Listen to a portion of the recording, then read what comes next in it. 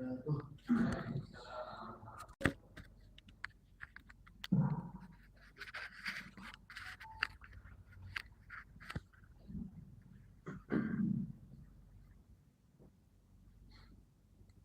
Alhamdulillah, wassalatu wassalamu ala rasulillah wa ala alihi wa sahbihi wa mawalah, wa la hawla wa la quwwata illa billah.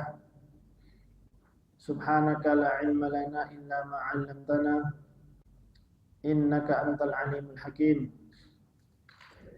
Allahumma anfa'na bima 'allamtana wa 'allimna ma yanfa'una wa zidna 'ilma. Allahumma ati nufusana taqwaha wa zakkiha anta khairu man zakkaha anta waliyuha wa maulaha la ilaha illa anta.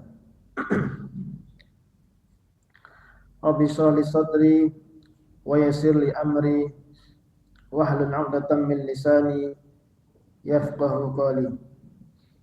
Usikum wa iyaya bitaqwallah faqad fazal muttaqun.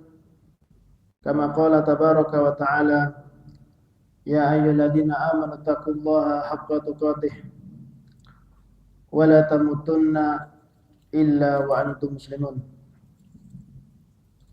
Wa qala ya ayyuhalladzina amanu taqullaha wa qulu qawlan sadida yuslih lakum a'malakum wa yaghfir lakum dhunubakum wa man yuti'illaha wa rasulahu faqad faza fawzan 'azima.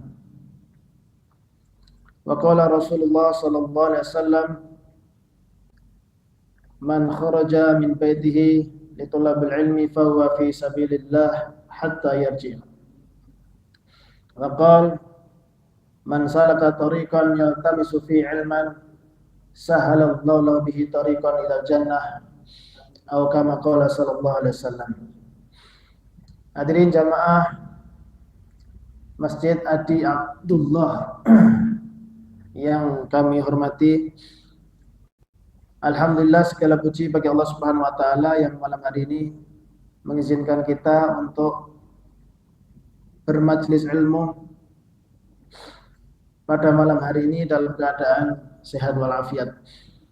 Dan kita doakan bagi jamaah yang hari ini tidak bisa hadir, tidak bisa mendatangi masjid karena sakit, semoga Allah memberikan kesembuhan. Bagi yang saat ini sedang diuji dengan masalah, semoga Allah Subhanahu wa taala memberikan solusi dari segala permasalahan yang ada. Allahumma amin. Kemudian tak lupa salawat dan salam senantiasa kita curahkan kepada junjungan kita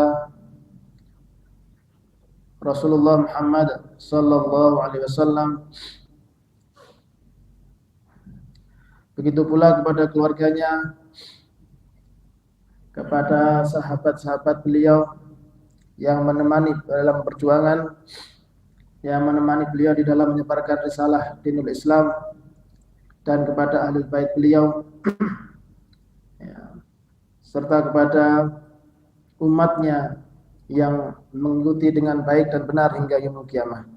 Semoga kita semuanya mendapatkan syafaat beliau nanti di yaumul qiyamah. Allahumma amin. Hadirin jamaah rahimakumullah, yang seharusnya Ustaz Muhammad Ridho yang mengisi pada malam hari ini, tadi sekitar 17 menit atau 20 menit yang lalu tiba-tiba mendadak tidak bisa dan dengan izin Allah kita bisa bermuajah pada malam hari ini. Majelis ilmu seperti ini, Masya Allah, fadilahnya luar biasa.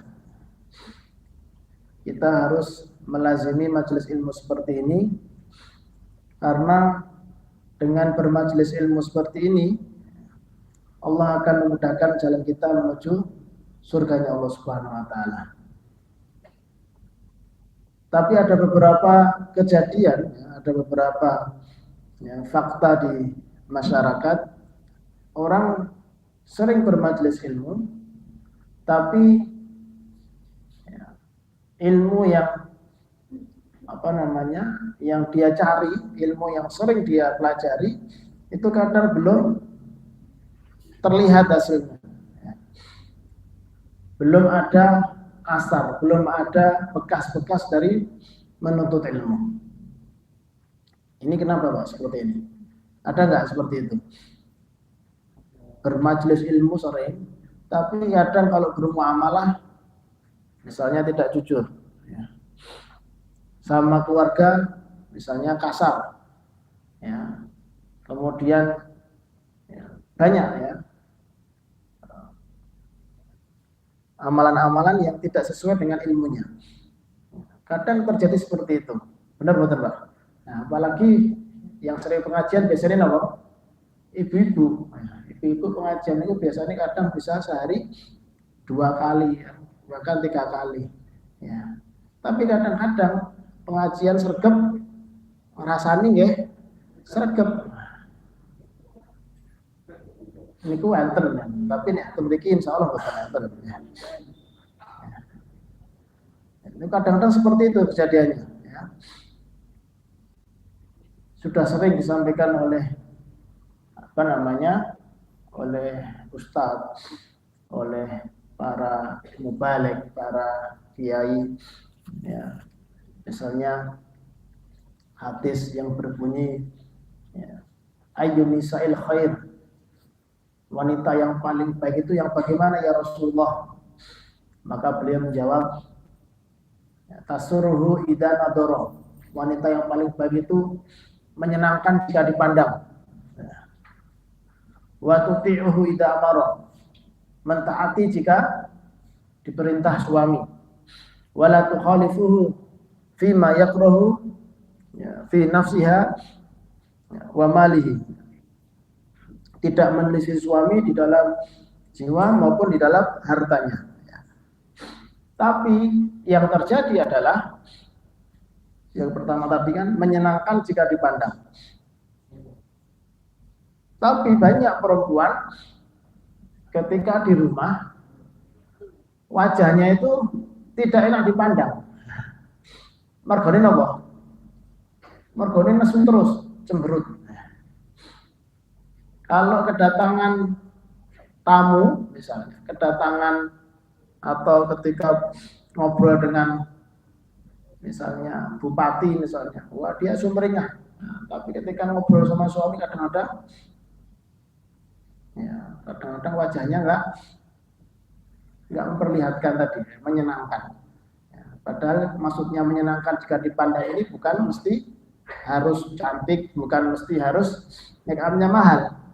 Tapi apa? Wajah yang berseri-seri. Tolakatul wajhi, wajah yang berseri-seri. Ini akan menyejukkan suami ya, ketika suami habis pulang dari kerja melihat istri itu sering senyum ya, sering tersenyum kepada suaminya, mentaatinya, itu menyenangkan. Ya. Tapi kadang-kadang ada kejadian seperti itu. Ya.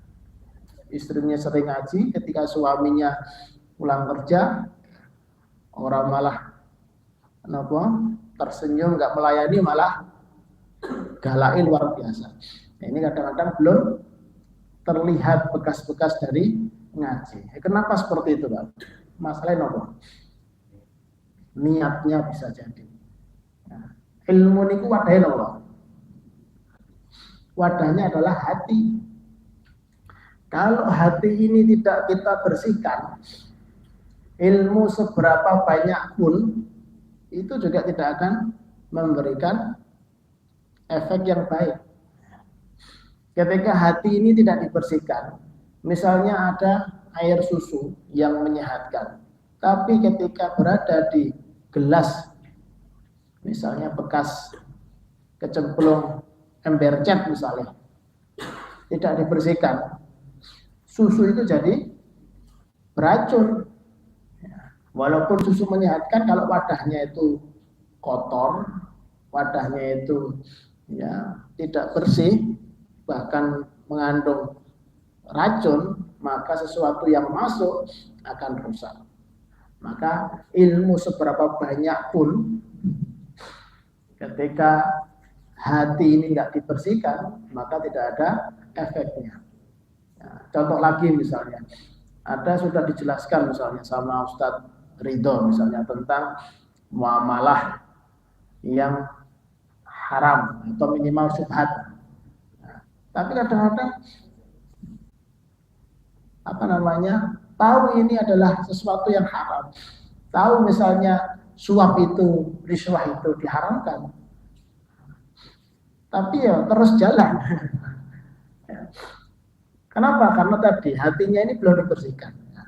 Maka para sahabat ridwanullah alaihim ketika di Mekah itu banyak ayat-ayat itu yang berkaitan dengan masalah pembersihan hati. Ya, sebelum ya, hukum-hukum ya, ayat-ayat tentang hukum yang diturunkan di Madinah, kebanyakan di Madinah, ya, maka para sahabat itu sudah dibersihkan hatinya. Ya, dengan Al-Quran, ya, dengan mau'idhah hasanah.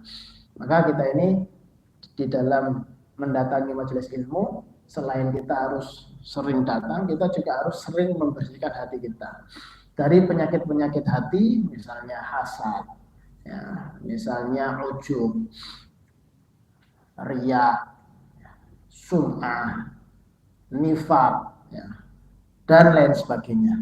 Ini Imam Hasan al-Basri, ya, beliau menjelaskan tentang 6 hal yang membuat hati ini rusak.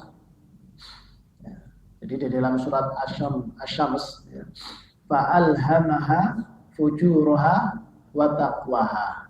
Allah telah mengilhamkan kepada manusia itu 2 jalan. Jalan fujur, jalan fajir, dan jalan ketakwaan. Manusia bebas memilih. Fa'alhamaha fujuraha wa taqwaha. Qad aflaha man zakkaha. Qad sungguh aflaha, beruntung. Man barang siapa zakkaha, mensucikan hatinya. Waqad khaba man dassaha, sungguh merugi orang yang mengotori hatinya. Imam Hasan al-Basri, beliau ya, ulama kubar tabi'in, ya, kubar ya, pembesar senior di kalangan tabi'in. Beliau lahir di salah satu rumah daripada istri Rasulullah Shallallahu Alaihi Wasallam. Sinten Pak namanya Pak? Beliau anak dari salah satu pelayan, anak dari pelayan salah satu istri Kanjeng Nabi. Orang tuanya Hasan al-Basri ini pelayan daripada Ummu Salamah. Ummu Salamah adalah salah satu istri Nabi Shallallahu Alaihi Wasallam. Bahkan yang menamai Al-Hasan ini adalah Ummu Salamah. Ya, di kemudian hari ya, Imam Al-Hasan ini menjadi ulama di daerah Basrah, Irak. Maka disebut Hasan al-Basri, ya, Basrah, ya, dari Basrah, Irak. Beliau menjelaskan, inna fasadal qulub, sesungguhnya rusaknya hati itu an sittati asya, disebabkan 6 hal. Apa itu? Yang pertama adalah yudnibuna biroja'it taubah. Yudnibun, terus menerus, senantiasa continue berbuat dosa dengan harapan nanti tobat. Ini berbuat dosa terus menerus, tapi harapannya tobat. Ini kadang-kadang, apalagi sekarang di akhir zaman ini, menjaga mata, menjaga lisan, menjaga tulisan, ini berat sekali, Pak. Benar-benar, Pak. Ya, kita sudah ya, menundukkan pandangan di jalan, tapi di HP ya, godaannya lebih banyak. Ya. Berusaha untuk tidak ngerasani, menjaga lisan, tapi ternyata tulisan kita isinya ngerasani, sama aja. mengeluh di status WhatsApp.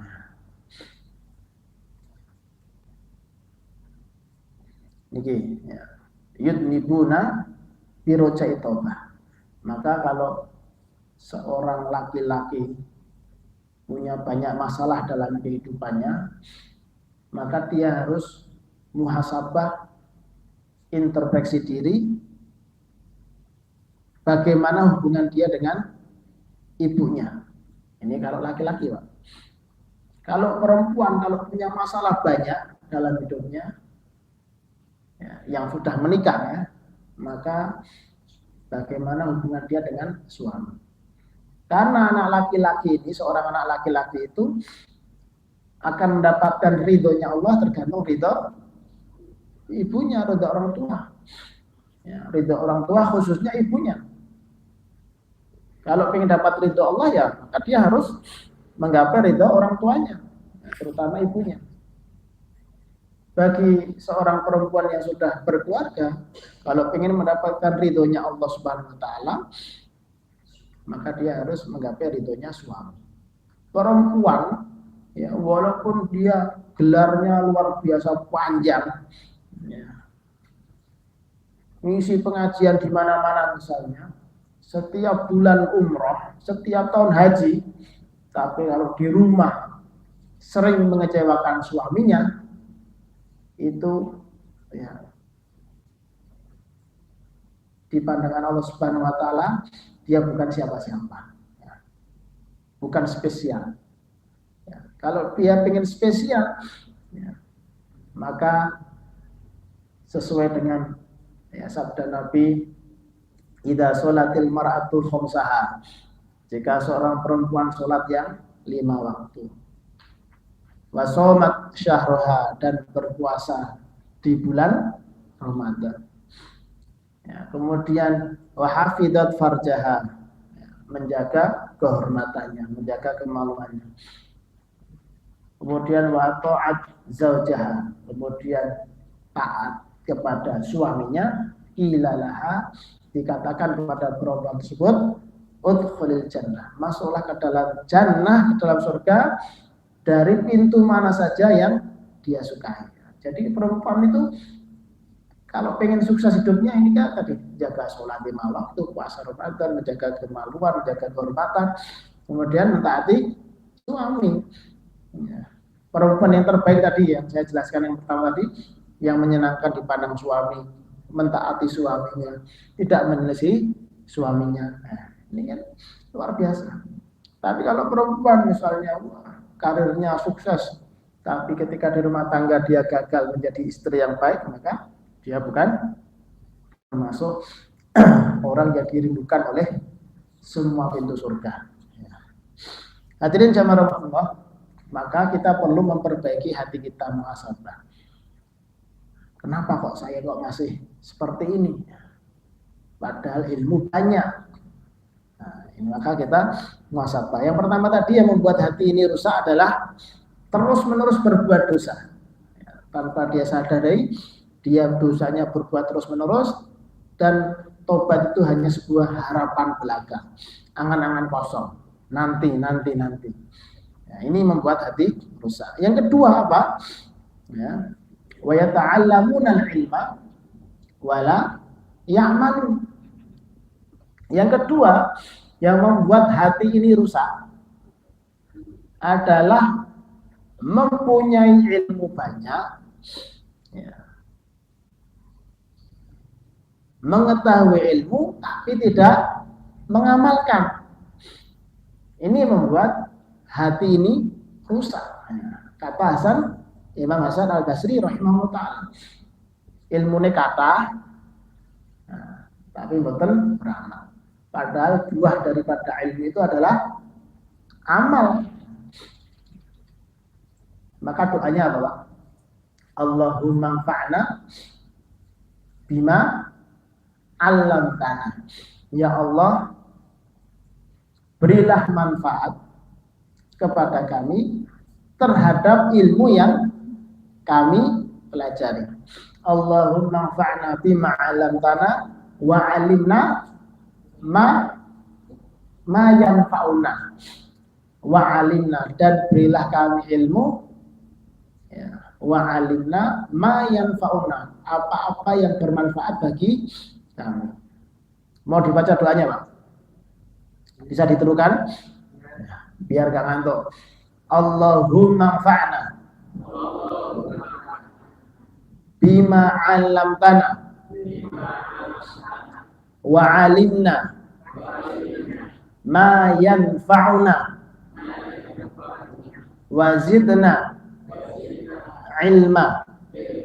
Allahumma anfa'na bima 'allamtana wa 'alimna ma yanfa'una wa zidna ilma. Ya, semoga dengan membaca doa ini kita ini, ya, diberikan manfaat terhadap ilmu yang kita pelajari. Di sini masjid ini pengajiannya setiap pekan berapa kali, Pak? 7 kali. Masya Allah. Setiap hari berarti. Wah, ini pesantren berarti ini ya. Ya, Masya Allah. Ya. Nah, ini jadi kita ini berminta kepada Allah, doanya ini tadi, Pak. Ya.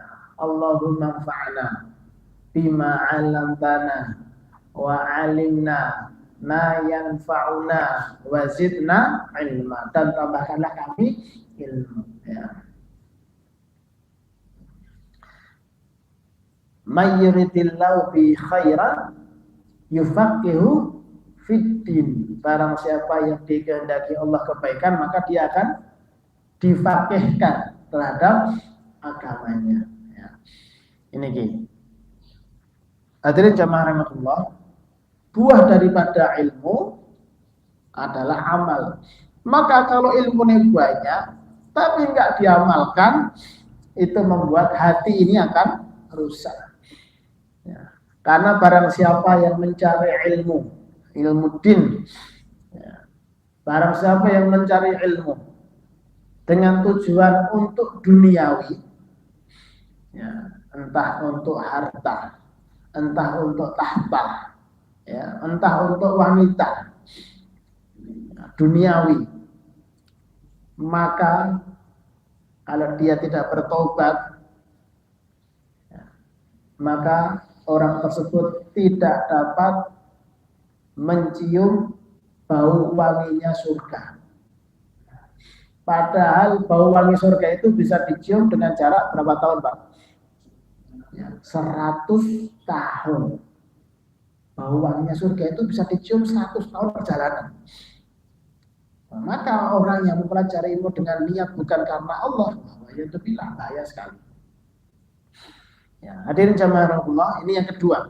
Yang ketiga, ya, kata beliau, yang membuat hati ini rusak, ya, kalau hati rusak, wadai kotor rusak, maka ilmu yang masuk juga akan menjadi rusak. Ilmu yang masuk itu bukan semakin takut kepada Allah, bukan semakin banyak beramal soleh, ilmu yang ada justru semakin menambah kesombongan. Ilmu yang ada justru semakin menambah dia, ya, ujub, ya, merasa lebih baik daripada orang lain. Ya, na'udzubillah min dzalik. Ya. Kemudian yang ketiga, kata beliau Imam Hasan Al-Basri adalah wa idza amilu la yakhlusun. Jika, ya, beramal tidak ikhlas, tidak ikhlas dalam beramal, ini membuat hati menjadi rusak. Ya. Wa idza amilu la yakhlusun. Ya. Jika beramal tidak ikhlas. Ikhlas itu apa, Pak, definisi ikhlas, Pak? Napa, Bu, ikhlas? Lillahi ta'ala. Napa mulai? Kalau menurut, sebentar saya minum ya. Bismillah.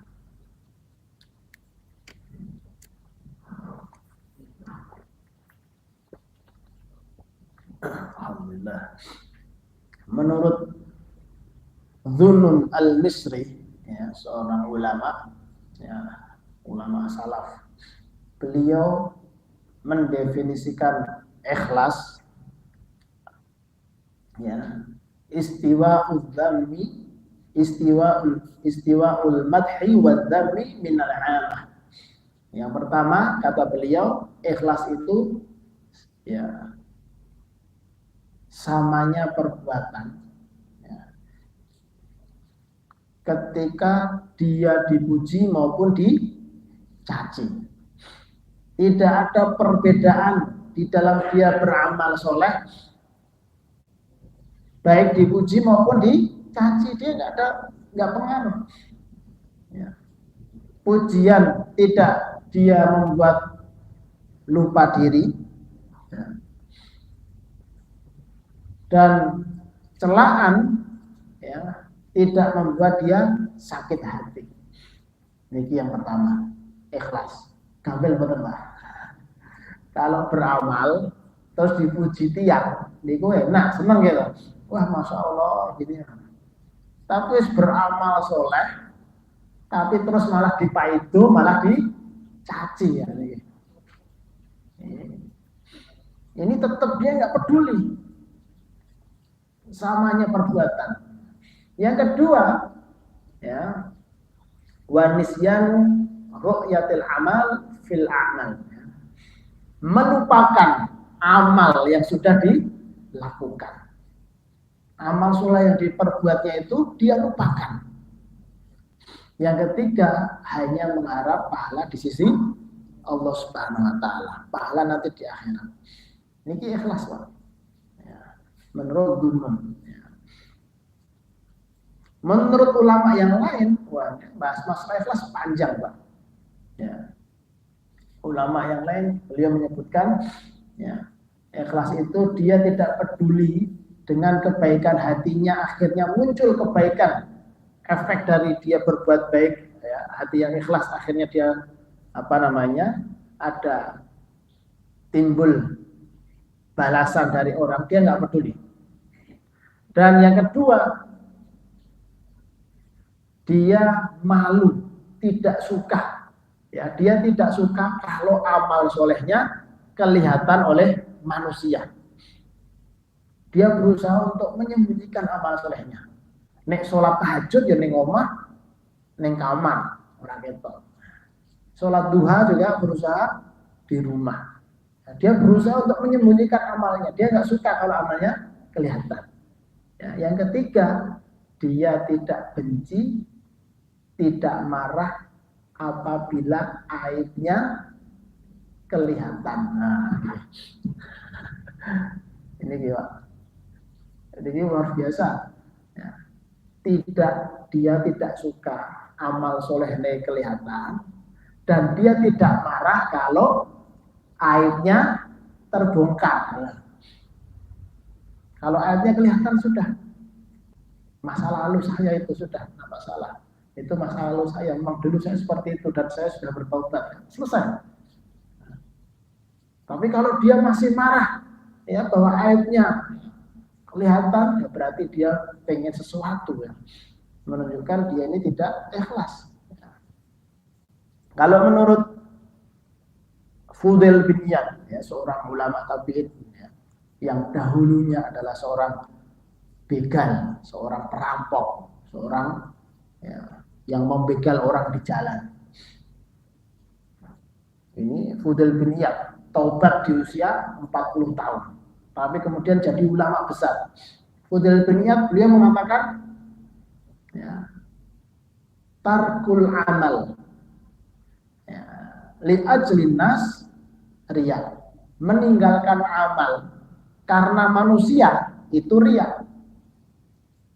Wal amalu li ajlin nas syirik, dan beramal karena manusia itu syirik. Paham betul? Meninggalkan amal karena manusia itu riya. Misalnya, ya, ameh pengajian, aku rasa pengajian lah, aku ndak dikira karo tonggo-tonggo, wah saya kita di alim, dadi soleh, akhirnya lah pengajian. Nah, itu justru malah riya. Ya, misalnya mau puasa sunnah misalnya, wah besok Kamis puasa, tapi nanti engko ning kantor mesti dikira wah soleh kita rasaleh. Nggak jadi beramal karena manusia itu malah riya. Dan beramal karena manusia itu syirik. Yang namanya ikhlas ketika Allah menjaga kita dari keduanya. Ya. Kemudian ada tambahan lagi tentang ikhlas. Ikhlas itu diibaratkan itu kita mengambil sebiji jagung, sebutir jagung itu kita taruh di dalam tanah, terus kita tutup dengan tanah, terus disiram dengan air. Akhirnya jagung itu menjadi pohon, jadi tumbuh. Dari pohon jagung itu akhirnya tumbuhlah 2 tongkol jagung, gitu. Nah, 1 tongkol berapa puluh butir, Pak. Nah, dari 1 butir berkembang jadi puluhan bahkan ratusan butir jagung. Itulah ikhlas. Lawan daripada ikhlas adalah apa? Lawan daripada ikhlas adalah tidak ikhlas, ya benar ya. Napa? Ikhlas itu tadi ya, biji jagung dimasukkan ke tanah, tutup berarti bukan ketok. Lah nek ketok namanya napa? Riya. Biji jagung ditaruh di atas tanah. Nasibnya pripun, Pak? Ditotol pitik saged, bosok nggih saged. Akhirnya biji jagung akhirnya jadi sirna, jadi hilang, jadi tidak kelihatan. Itulah riya. Tapi kalau ikhlas, wah masya Allah, kita nggak tahu bahwa amalan ikhlas kita itu bisa berkembang menjadi ratusan lipat kali, ya, bahkan tanpa batas. Itulah ya luar biasanya niat. Maka ini hati ini harus terus diperbaiki. Maka kita harus berusaha untuk ikhlas di dalam beramal. Ini yang ketiga. Yang keempat, ya, yang membuat hati ini rusak adalah wa ya'kuluna rizqallah wa la yashkurun. Ya, yang keempat adalah wa ya'kulun, terus menerus memakan, setiap hari makan rezekinya Allah tapi tidak pernah bersyukur. Ini membuat hati ini rusak. Syukur ini masya Allah, la in syakartum la azidannakum wa la in kafartum inna adzabil asyadid. Bersyukur ini akan menjadi, ya, justru akan mendapatkan tambahan. Ya. Kita ini tidak bahagia, Pak. Seringkali kalau seseorang itu tidak bahagia, yaitu ketika kita membandingkan hidup kita dengan orang lain. Selama kita ini nggak membanding-bandingkan hidup kita dengan orang lain, insya Allah bahagia. Kalau kita syukuri, itu artinya tenang.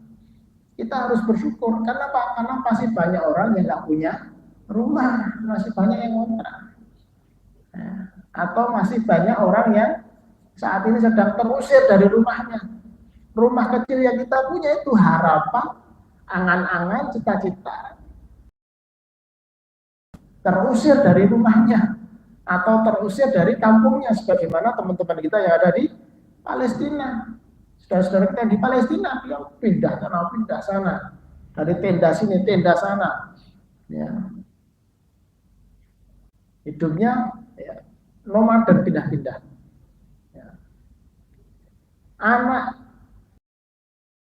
di rumah kita yang membuat rumah kita tuh berantakan, yang membuat kadang kita ini nggak bisa istirahat, itu sangat dingen-ngen, sangat dicita-citakan bagi orang yang nggak punya anak, belum punya anak. Lalu saudara, ya, orang yang sudah nikah 15 tahun, 20 tahun, 25 tahun, itu kalau disuruh ditanya, pengen pernah dia anak, kau yang aku bikin rame terus nih masjid, rame sana di rumah, ya nyuntak ke misalnya macam-macam mau bikin rumah enggak apa-apa, senang gitu.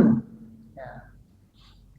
Istri kita yang mohon maaf mungkin cerewet, itu sangat diharapkan, diinginkan pada orang yang jomblo, yang belum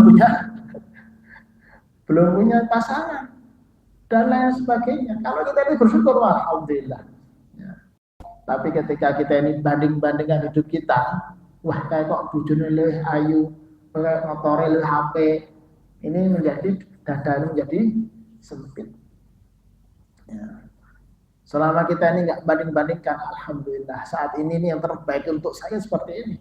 Sudah kemana-mana, sudah kerja di sana, coba sana, sudah bisnis ini, tapi kok dapatnya seperti ini, sudah alhamdulillah, ini sudah yang pas, sudah. Allah itu maha adil, Allah maha bijaksana, nggak mungkin salah di dalam menempatkan rezekinya. Allah tidak mungkin salah di dalam menempatkan rezeki. Rezeki itu bisa berupa ilmu, bisa berupa harta, bisa berupa pasangan yang solehah, bisa berupa anak yang taat, bisa berupa teman yang soleh, bisa berupa tetangga yang baik. Rezeki itu banyak. Kita menikah sudah bertahun-tahun, anaknya banyak, alhamdulillah sehat kabeh, itu rezeki. Tidak ada yang opnam, ya semuanya sehat kabeh, alhamdulillah. TPA ya sregep, itu rezeki. Nggak mesti berupa harta. Nah, kalau kita bersyukur alhamdulillah, alhamdulillah, banyak-banyak bersyukur alhamdulillah. Ya, apalagi kalau sudah usia 40, banyak-banyak bersyukur. Rabbi auzi'ni an ashkura ni'mataka allati an'amta 'alayya wa 'ala walidayya wa an a'mala shalihan tardahu wa aslih li fi dzurriyyati inni tubtu ilaika wa inni minal muslimin. Surat Al-Ahqaf ayat yang ke-15 itu dibaca terus, Pak. Ya, agar kita semakin tambah bersyukur kepada Allah Subhanahu wa taala. Hadirin jamaah rahimakumullah. Ya. Karena kalau kita nggak bersyukur, ini yang membuat hati kita rusak. Allah tidak akan mengadab seseorang in syakartum wa amantum. Jika bersyukur dan beriman, itu nggak akan dihadap oleh Allah Subhanahu wa taala. Ya. Maka banyak-banyak bersyukur pada Allah Subhanahu wa taala. Yang kelima adalah wama yarduna bi qismatillahi wama yarduna bi qismatillah. Yang kelima yang membuat hati ini rusak adalah ketika tidak ridho terhadap pembagian Allah Subhanahu wa taala. Wama yarduna bi qismatillah. Tidak ridho, ya. Ini membuat hati kita sempit. Seharusnya kita ini ridho lapang, ya, terhadap pembagian Allah Subhanahu wa taala. Ya. Kemudian yang keenam adalah wa yudfinuna mautahum wa la ya'tabirun. Yang keenam yang membuat hati ini rusak adalah wa yudfinun. Ya. Apa itu? Menguburkan mautahum, orang yang wafat di antara mereka, wala ya'tabirun, tapi hal itu tidak bisa menjadikan dia mengambil pelajaran. Setiap hari kita dapat berita lelayu. Kadang kita kenal, kadang nggak kenal. Kadang kita takziah, kadang kita enggak. Kadang kita ini takziah ke tetangga yang wafat atau saudara. Ya, kita bahkan mungkin ikut mengurus jenazahnya, memandikan, mengkafani, mensolatkan, sampai mengantarkan ke kuburan, sampai menguburkan. Tapi hal itu kadang-kadang banyak orang yang tidak mengambil pelajaran. Ya. Maka banyak-banyak ingat mati.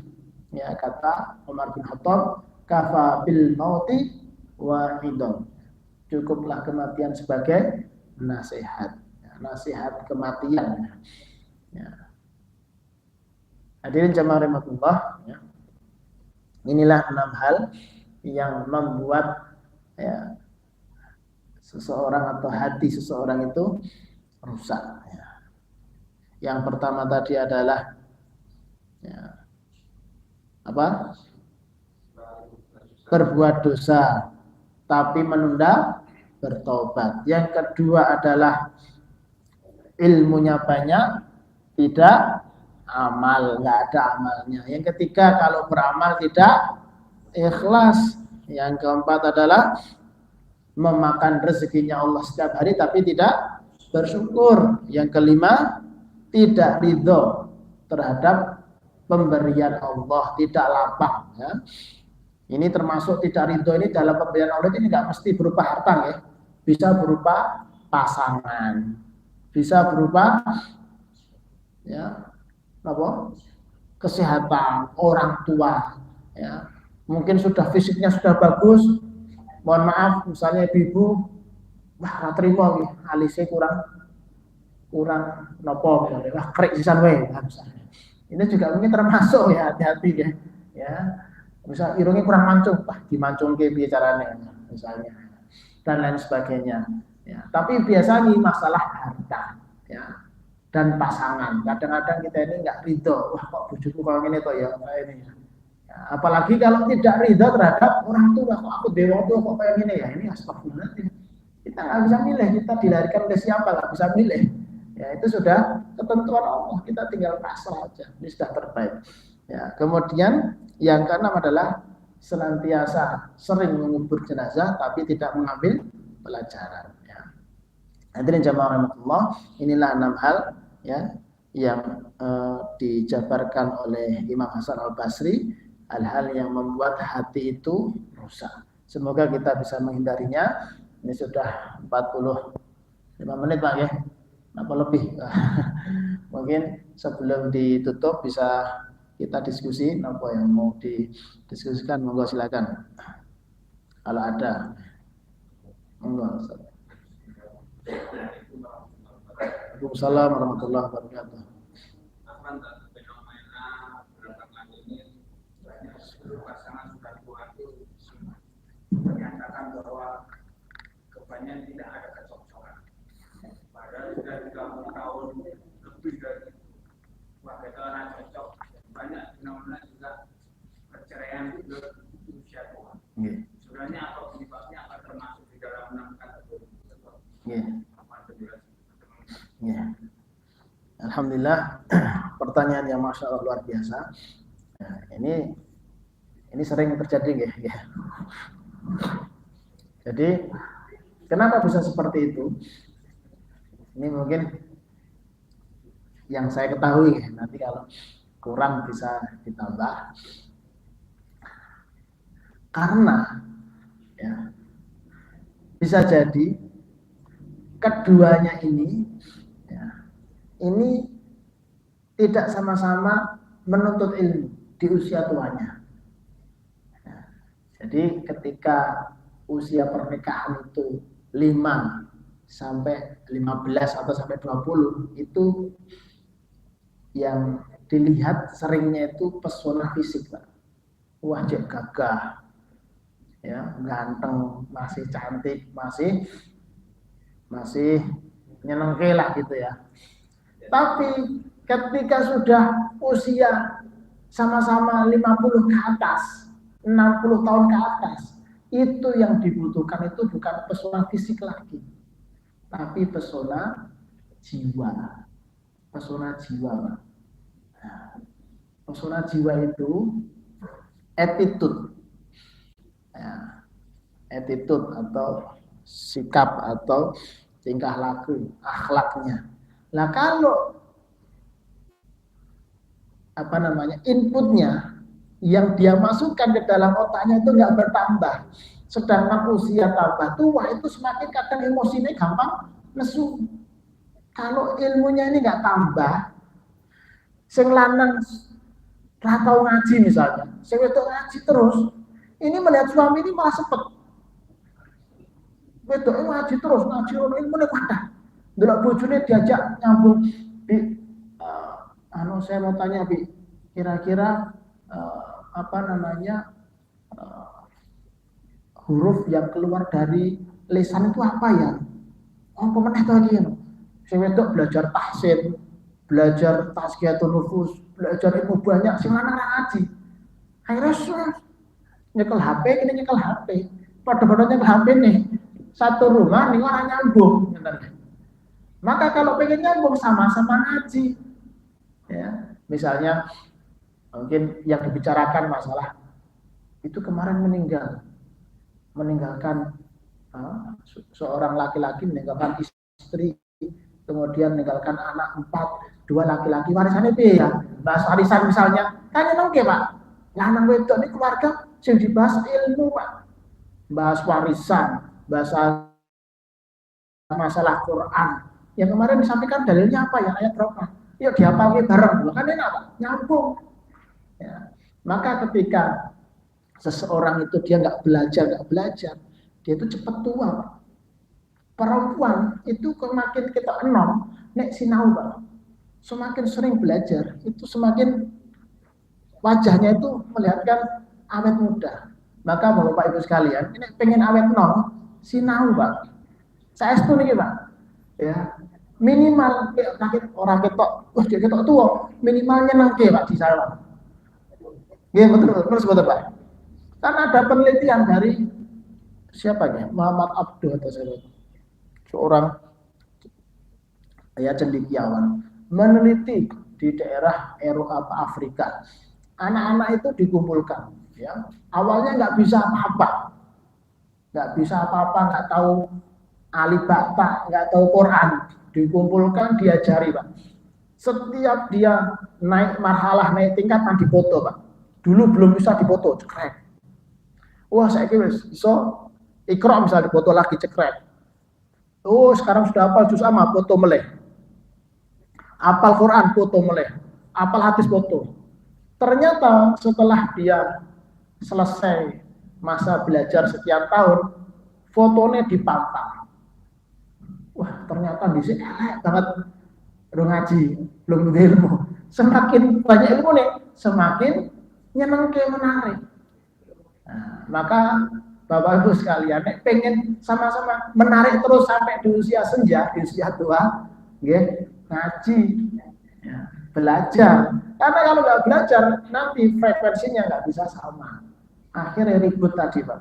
Ya, sudah nikah 30 tahun kok malah padu ya. Padahal seharusnya semakin ya ingat mati tadi. Ya. Mungkin seperti itu Pak. Wallahu a'lam ya. Jadi kuncinya sama-sama belajar. Ya. Kemudian berusaha untuk mempraktekkan. Ya, misalnya suami istri, Bu, sesuk aku meh setoran surat misalnya Al-Mursalat. Ya. Sesuk simak nih Bu ya. Oh iya. Tapi nek sini Bu ya rasa nyimak piye aku maca ra iso nyimak. Karena nyambung Pak. Jadi sama-sama ngaji enak gitu. Besok gantian. Ya. Ini Masya Allah itu rumah tangga yang luar biasa. Rumah tangga isinya ilmu. Nanti itu dilihat sama anak. Wah Masya Allah. Ya. Itu yang ada di ternyanyi seorang anak itu di situ. Wah di situ Bapak nampa setoran ibu nampa setoran Bapak misalnya. Bapak ngajari ngaji anak-anak, setiap maghrib ngajari ngaji, habis subuh ngaji. Wah itu enak. Ini insya Allah keluarga akan semakin sakinah, mawaddah, warahmah. Wallahu a'lam bishawab. Dan yang memandu sering ketemu di jamaah lain di mereka berpasangan dalam akibat, tapi belum 1 tahun ini dengan cerai. Padahal kematian nah, baik ya. Jadi yang harus diluruskan ya. Oke, siap, Masya Allah, bagus sekali. Jadi jenengan tahu sahabat yang bernama Zubair bin Awam. Zubair bin Awam itu masih mambu sedulur, ya, sepupu sama Rasulullah tapi dari jalur ibu. Beliau punya anak hebat-hebat, ya, Abdullah bin Zubair, Urwah bin Zubair, ya. Bahkan Zubair bin Awam termasuk 10 daripada sahabat yang dijamin masuk surga. Tapi di usia tuanya beliau bercerai sama istrinya. Kenapa? Ya, ini juga menjadi takdir. Jadi gini Pak, jangan dipikir, jangan dibayangkan, nek cerai itu mesti elek, jangan. Ya. pernikahan ibadah, perceraian juga bisa menjadi ibadah kalau tidak ada kecocokan, tidak ada ya di dalamnya banyak masalah terus. Terus kalau lihat itu nyatanya Ustadz fulan cerai, terus jangan mikir negatif, jangan. Ya, karena bisa jadi dia punya masalah yang lebih besar daripada yang kita tahu. Ya kan Pak? Jadi kita nggak ada. Jadi orang yang bercerai itu jangan terus di stigma negatif, jangan. Belum tentu ya perceraian itu buruk baginya, justru bisa menyelamatkan agamanya bisa. Ya.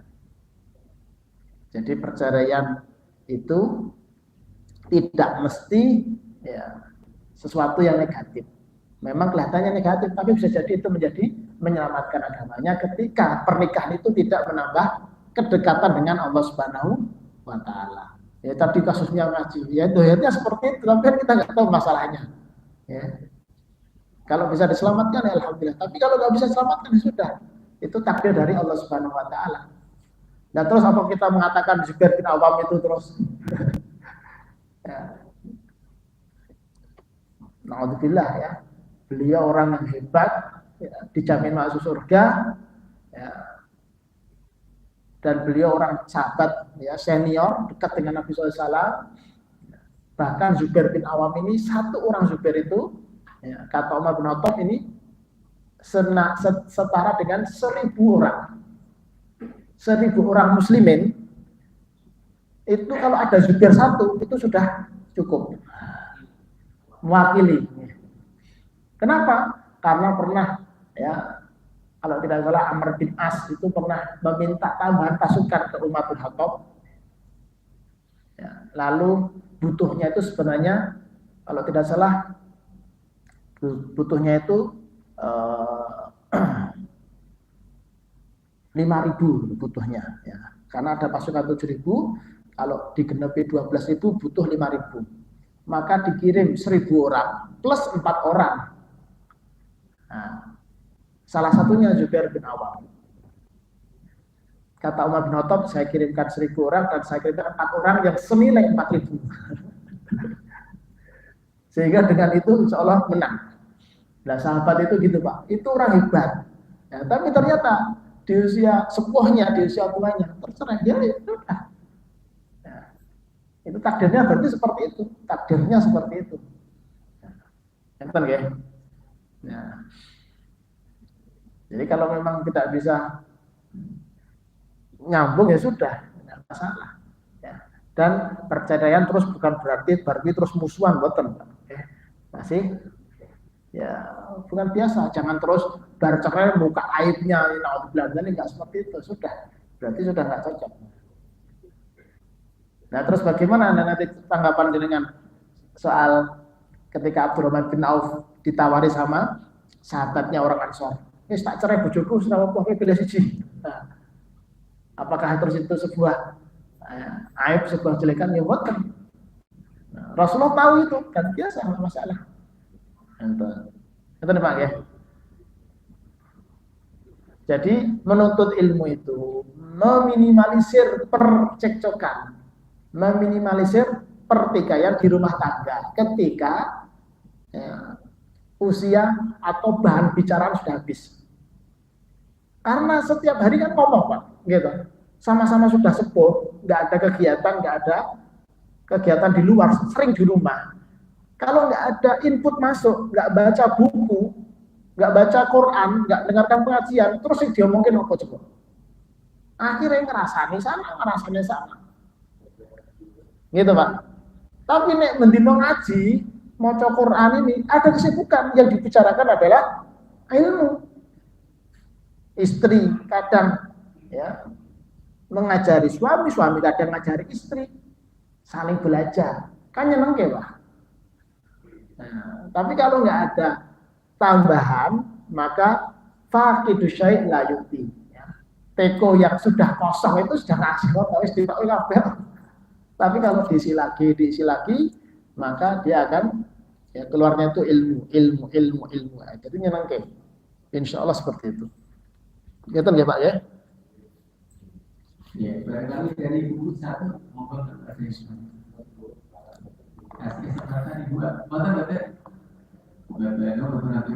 Nggih. Masyaallah. Jadi Bapak Ibu sebelum ditutup dengan doa, mereka kita bisa mengambil hikmahnya dari penyakit hati dan apa itu supaya kita bisa mengimplementasikan dengan baik di kehidupan kita sehari-hari. Amin. Amin. Dari kami kurang lebihnya minta maaf jika ada salah-salah kata. Mohon dosa dengan doa. Assalamualaikum warahmatullahi wabarakatuh. Baik, jemaah fillah rahmatullah, kita tutup majelis kita dengan doa. Allahumma sholli ala Muhammad wa ala alihi wa sahbihi ajmain bi rahmatika ya arhamar rahimin. Allahumma ighfir lil mu'minina wal mu'minat wal muslimina wal muslimat al ahya'i minhum wal amwat innaka sami'un qaribun mujibud da'wat. Rabbana dhalamna anfusana wa illam taghfir lana wa tarhamna lanakunanna minal khasirin. Rabbana ighfir lana dzunubana wa liwalidina warhamhum kama rabbana shighara. Rabbana hab lana min azwajina wa dhurriyyatina qurrata a'yun waj'alna lil muttaqina imama. Ya Hayyu ya Qayyum bi rahmatika nastaghis. Allahumma ij'al hajjana hajjan mabruran wa sa'yan mashkuran wa dhanban maghfuran wa 'amalan shalihan maqbulan wa tijaratan lan tabur. Allahumma inna nas'aluka bi husnil khatimah wa na'udzubika min su'il khatimah. Allahumma inna nas'aluka al-jannatul firdausil a'la wa na'udzubika min sakhatika wan nar. Allahumma arzuqna ziyaratan ila baitikal mu'azzam wa rasulikal mukarram fi hadzal 'am wa fi kulli 'am bi ahsanil hal. Rabbana atina fid dunya hasanah wa fil akhirati hasanah wa qina adzabannar. Allahumma a'izzal Islam wal muslimin wansur man nasraddin wa sallallahu nabiyyina Muhammad wa ala alihi washabbihi ajmain walhamdulillahi rabbil alamin. Subhanaka Allahumma wa bihamdika asyhadu an la ilaha illa anta astaghfiruka wa atubu ilaik. Assalamualaikum warahmatullahi wabarakatuh.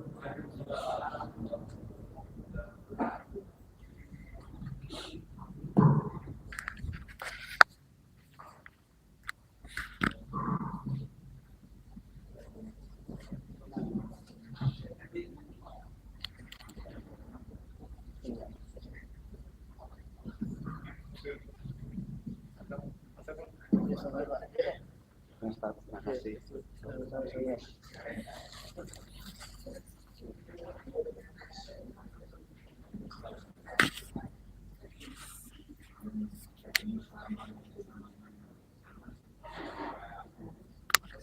ครับitu tulis menit tapi nggak iso aku kok boleh itu perjuangan.